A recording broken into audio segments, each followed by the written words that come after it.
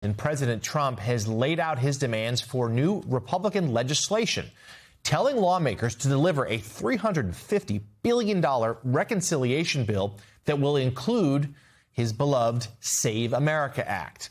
Trump outlined the request on social media last night, writing in part this: "No games, no delays, and no weak compromises. Do this ASAP." The legislation would mark Republicans' third attempt at a reconciliation bill this Congress. Some lawmakers have raised concerns about the controversial Save America Act, which requires proof of citizenship to vote, requires photo ID, and largely bans mail-in ballots except in certain cases. Joining us now, Democratic Congresswoman Becca Balint of Vermont. She is seeking re-election this November for her third term in office. Congresswoman, great to see you again. A lot to get to, but let's just start there with this request, dare I say, demand from President Trump to get this for the reconciliation bill to include a lot of Pentagon spending and the Save America Act. Democrats, of course, have been unanimous in opposition. Republicans have balked as well. What are your concerns about the legislation, and what do you see its future being? Can the GOP ram this through on this party line, reconciliation line? They're certainly going to try, but what we've seen time and time again is Speaker Johnson, who is not often able to deliver the votes that he needs on the floor. Things often go sideways at the last minute, so it remains to be seen whether he's going to be able to pull this off. Look, Americans don't want this. They don't want federal interactions in state elections. They want states to be running their elections, and they want guardrails on ICE. They have said this time and time again. They do not want a blank check that this administration has to the tune of tens of billions of dollars to continue to terrorize people in our cities. And so once again, you have the president and his Republican allies in Congress not focused at all on the American people. This is just yet another example of that. Congresswoman, I guess it's fortuitous that you're here as someone who has an island in Albania that you bought after you walked over it barefoot. Do you have any? No. I actually want to talk to you. Sorry, I had to. No, it's crazy. You had a recent kind of interesting controversy rock your campaign, which is that an AI-generated online video smearing you. Yes. We've seen this. We're showing it.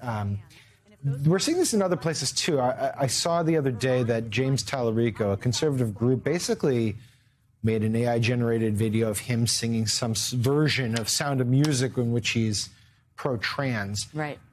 I have a question for you. I know you're introducing legislation around this. And I, first of all, I'm shocked it's legal that people can do this. And a lot of Americans don't realize that. It's absolutely legal. So it is legal? Yes. Okay, that's my first question.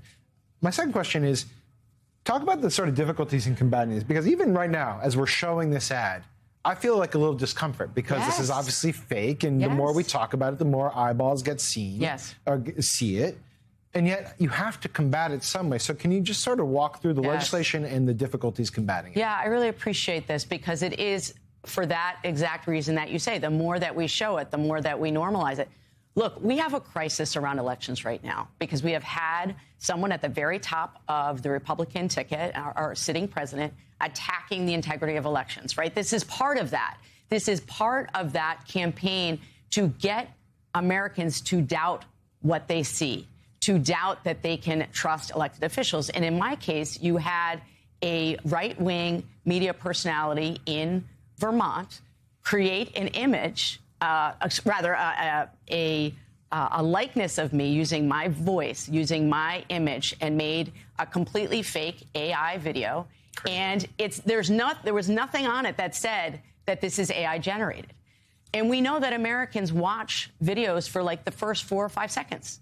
Right? So the first impression is that I said these things, that I did these things, and that I am not showing up for Vermonters. And I introduced, as you mentioned, an act called the No Fakes Act because Americans don't realize they actually don't have control over the likeness and image. And this would give them a private right of action. And it's directed not just at individual Americans, but at people who create books, who write poems, who generate music. And this is building off of the work that was done in the Take It Down Act, which was going after deepfake porn. But it's shocking what is allowed to be posted using other people's likeness and voice.